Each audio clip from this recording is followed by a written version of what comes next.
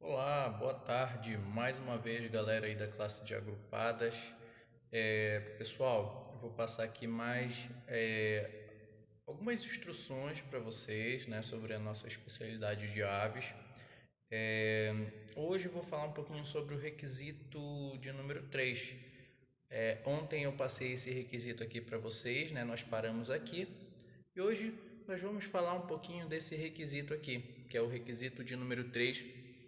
E ele pede para que a gente descreva em que dia as aves foram criadas, né, no processo da criação, para a gente mencionar 5 aves que nós podemos encontrar elas na Bíblia e também a gente ser capaz de mencionar 3 histórias onde principalmente as aves foram utilizadas para demonstrar o cuidado de Deus para conosco.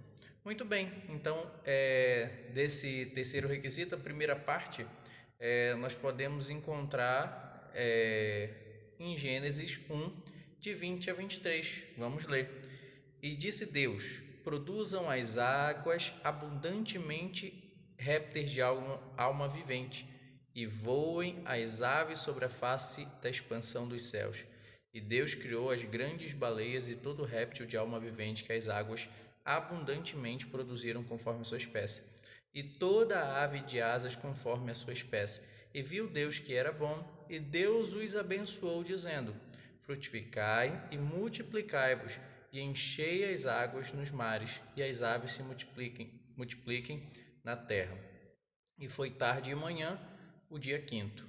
Muito bem, então nós observamos que na criação feita por Deus, as aves foram criadas juntamente no mesmo dia que os animais marinhos, né? As aves elas foram criadas no quinto dia, assim mesmo como os animais marinhos. Então, já temos aí a resposta para uma parte do nosso requisito, que é exatamente encontrar na Bíblia o dia da criação das aves, né? Então foi o quinto dia. A segunda parte desse requisito aqui é a gente mencionar 5 aves na Bíblia. Então vamos lá, vamos encontrar na Bíblia algumas aves, né, mencionadas, e vamos lá. Acompanhe aí em Salmos 84, versículo 3, diz o seguinte: até o pardal encontrou casa, e a andorinha ninho para si, onde ponha seus filhos, até mesmo nos teus altares. Senhor dos exércitos, Rei meu e Deus meu. Então, em Salmos 84, versículo 3, nós encontramos aí três, né? Três, ou melhor, duas aves mencionadas nesse mesmo versículo, o pardal e a andorinha. Deixa eu falar um pouquinho para vocês sobre o pardal, né? O pardal é um dos pássaros mais comuns no planeta. A distribuição dele é cosmopolita, isso esse animal, o pardal, ele é encontrado praticamente em todos os continentes, com exceção da Antártida, né? E o engraçado dessa ave é que no Brasil ele foi inserido intencionalmente com o objetivo de ajudar no combate a insetos transmissores de doenças. Então, esse animal ele mede aproximadamente 15 centímetros de comprimento e geralmente há dimorfismo sexual. O que quer dizer o dimorfismo sexual? É quando há diferenças entre o macho e a fêmea fisicamente, né? Eles apresentam seus aspectos físicos diferenças, assim como, vou dar um exemplo para você muito conhecido, o leão e a leoa, né? Então eles são bastante diferentes, tem a questão da juba deles lá. Então o pardal ele tem essa diferença do macho e da fêmea. O pardal, eu vou mencionar isso aqui para vocês, tá? Porque eu sempre menciono tanto na especialidade de aves, também como a de felinos. Por quê? A gente pode observar a característica de animais predadores e presas, principalmente na posição dos olhos. Por exemplo, se os olhos forem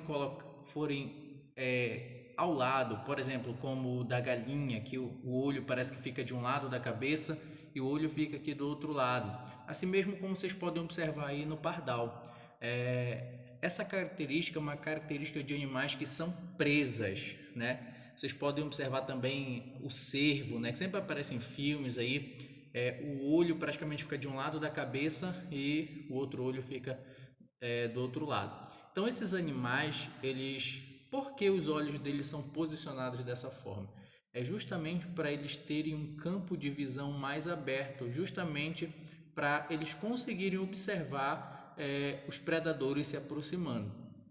Então, nas aves acontece a mesma coisa. Algumas aves têm os olhos posicionados à frente, nós vamos mencionar uma delas daqui a pouquinho, e outras eles são colocados, com seus olhos são posicionados ao lado da cabeça, né? Como se fosse um lado, cada lado da cabeça tendo um olho. O pardal é um exemplo disso aí, né? Então, geralmente ele é uma presa de falcões, corujas, águias, etc. E também os ovos do pardal, eles podem servir como alimentos para gatos. Muito bem, vamos mencionar o segundo animal desse mesmo versículo aí, de Salmos 84, versículo 3, que é a andorinha. Olha só, a andorinha, ela é encontrada nesse mesmo versículo, né? E no mundo existe cerca de aproximadamente 80 espécies de andorinhas. E geralmente elas têm essa característica de cor aí, azulada. E no peitoral dela é branco. Também, assim como o pardal, ela está distribuída em todos os continentes, exceto na Antártida, né? A maior espécie do Brasil é a andorinha grande e ela tem uma cauda bifurcada que mede cerca de 20 centímetros e pesa aproximadamente 43 gramas.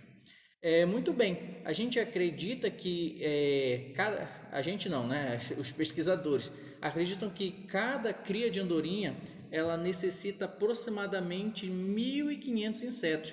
A andorinha ela se alimenta principalmente de insetos e engraçado é que ela pega os insetos no ar mesmo. O inseto está passando, ela vai e pega. Então, cada cria de andorinha ela necessita de aproximadamente 1.500 insetos por dia para se desenvolver. E calcula-se, né, que uma família de andorinha, em apenas 20 dias, ela é capaz de consumir 200 mil insetos, né?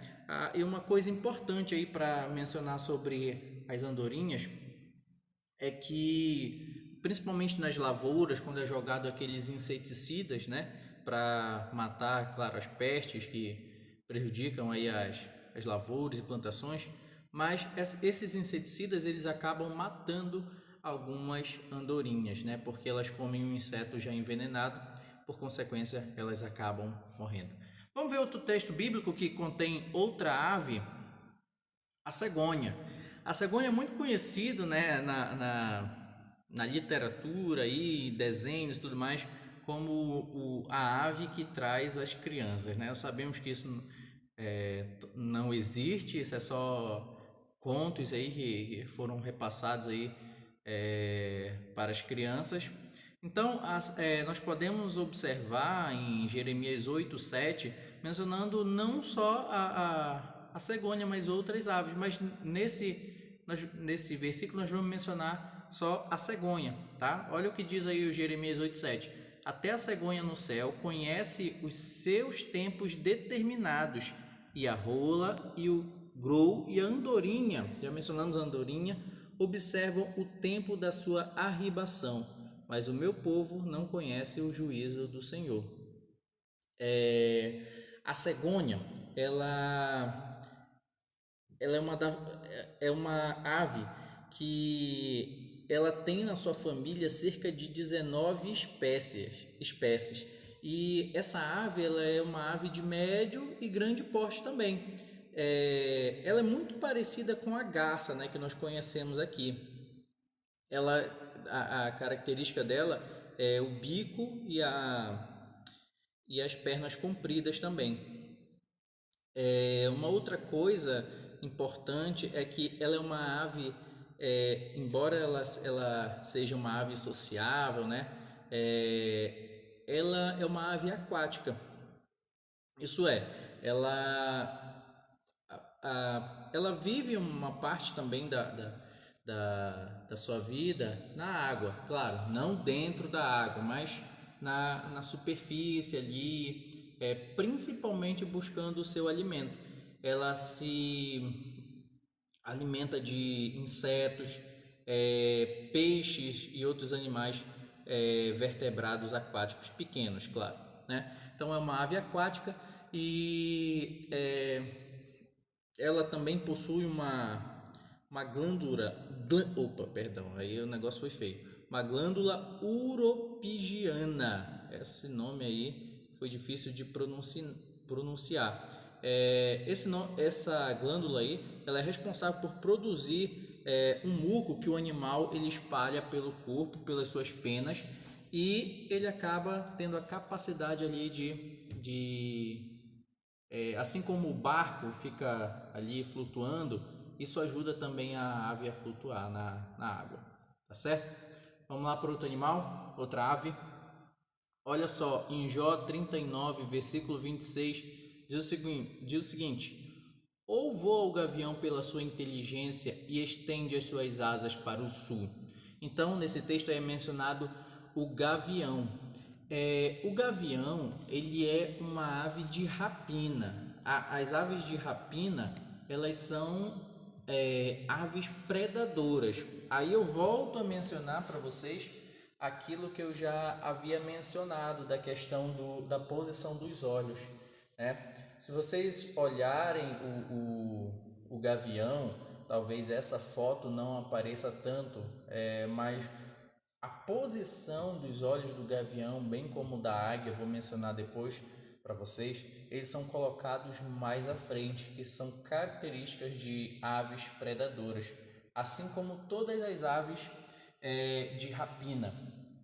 Então, essas aves aí, como o gavião, elas participam, elas são pertencentes à mesma família. Aspitridae, o nome da família delas, tá certo? Assim como da ave. Tem gente que na verdade, como elas são da mesma família, é como se fosse o gavião é um nome popular dado, né, para um diferente tipo de águia, né?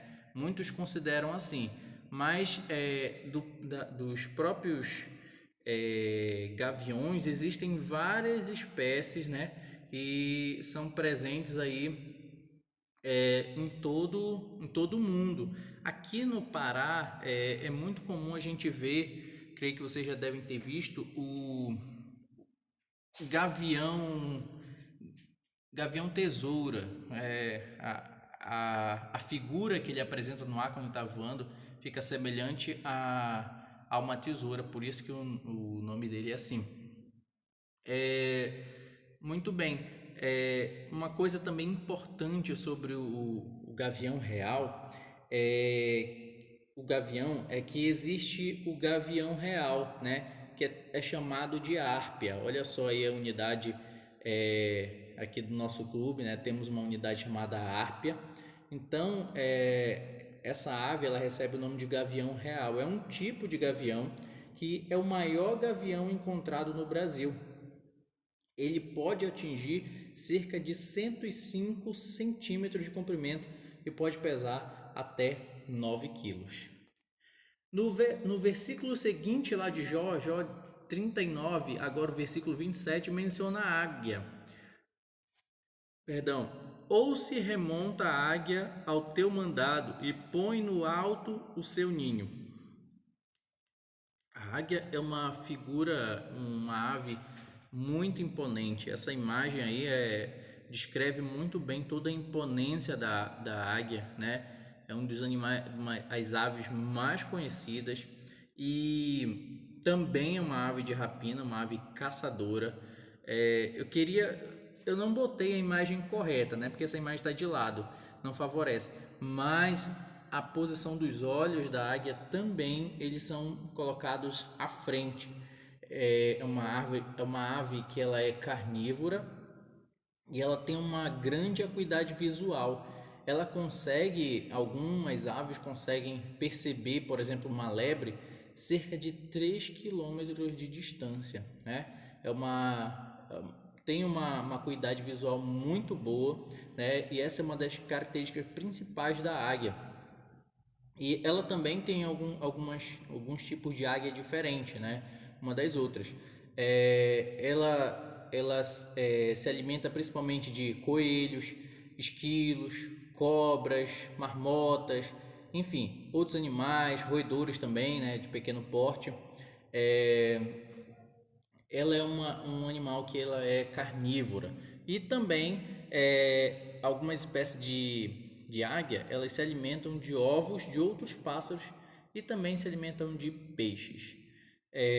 Então, a gente pode ver aí algumas aves mencionadas na Bíblia, e eu fui passando para vocês algumas características, né, dessas aves, que é importante a gente fazer a especialidade de qualquer especialidade, na verdade, e um pouquinho além, né? A gente sempre buscar um pouquinho a mais daquilo que o requisito está pedindo. Vamos lá. Para finalizar esse requisito, nós temos aí mencionar 3 histórias bíblicas onde a ave foi utilizada principalmente para demonstrar o cuidado de Deus por cada um de nós. A primeira história a gente pode encontrar em 1 Reis 17, de 1 a 6. Vocês podem acompanhar depois aí com mais calma. Essa história é a história do profeta Elias, né? Onde Deus orientou que ele fosse, se eu não me engano, não estou lendo agora a história, mas ele fosse para o deserto de Querite, né? Meio que fugir do rei Acabe, né? Por um tempo, deu um tempo lá. Teve uma conversa com o rei Acabe e teve algumas palavras meio duras, e Deus orientou com que ele fosse para esse deserto de Querite, e lá Deus iria mandar com que os corvos alimentassem eles. Então o corvo foi utilizado aí por Deus para alimentar o profeta Elias, né? Os corvos traziam alimentos para ele, e a gente pode ver nessa história que Deus utilizou uma ave, né? Até os animais, eles ouvem a voz de Deus, eles entendem a vontade de Deus e eles acabam obedecendo. Então, o corvo foi utilizado aí para trazer alimento a um profeta de Deus. Uma outra história está em Êxodo 16, de 1 a 3, que é a história do povo de Israel. O povo de Israel tinha saído do Egito, tinha sido liberto, e aí no deserto começaram a murmurar, dizendo: olha, para Moisés, né? Moisés, poxa, tu nos trouxe aqui, lá no Egito a gente tinha carne à fartura, a gente tinha comida, tu trouxe a gente aqui para a gente morrer de fome? E aí, o que aconteceu? Deus ouviu a murmuração do povo. Deus, como sempre, foi lá com Moisés: olha, Moisés, vai dizer para o povo se acalmar, que eu vou dar um jeito nisso. E o que aconteceu? Deus, para alimentar o povo, toda tarde ele mandava codornizes, acho que é esse o nome, tá certo? Então, essa codorniz, é um trava-língua para mim, tá certo? Essa ave que apareceu aí para vocês, ele mandava à tardinha para que eles se alimentassem dessa ave, tá? E de manhã Deus mandava o maná. Então, a ave nessa história aí, a codorniz, ela foi utilizada para Deus demonstrar o cuidado dele com o seu povo, fornecendo alimento para eles. E tem uma outra história que está em Mateus 23, de 37 a 39, que não é exatamente a ave a questão, mas Deus usa a figura de uma ave para explicar alguma coisa para os seus filhos. E a ave é a galinha. Ele se coloca como sendo uma galinha. Por quê?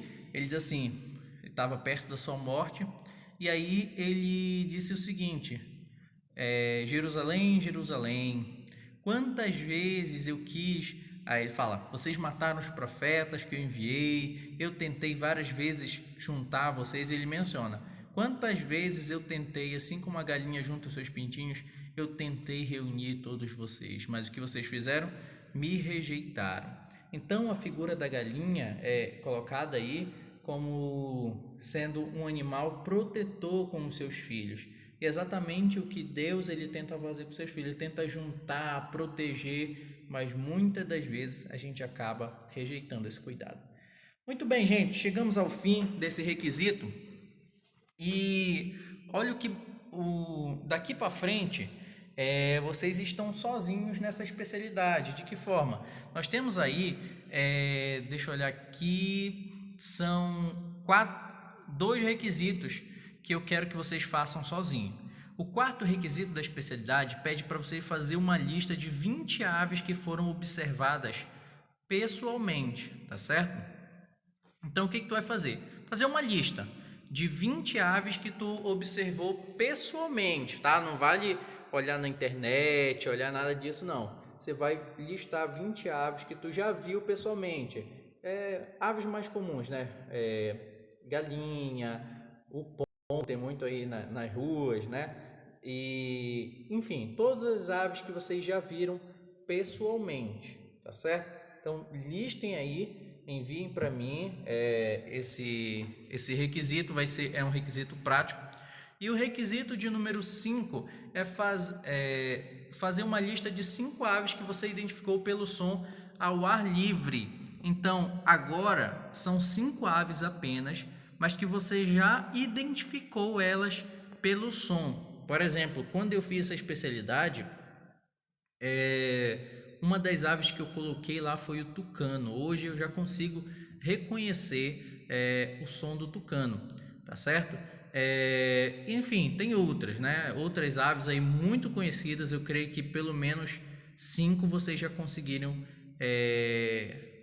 ouvir e identificar. Então pense aí nas 5 aves, né, que vocês conseguem identificar pelo som e listem também aí para mim. Uma coisa importante, não inventem, tá? Porque pode ser que na prova que vocês vão fazer tenha uma surpresa quanto a isso. Enfim, só para complementar, o interessante é que vocês que estão fazendo o caderno de agrupadas, na página 241, vocês vão...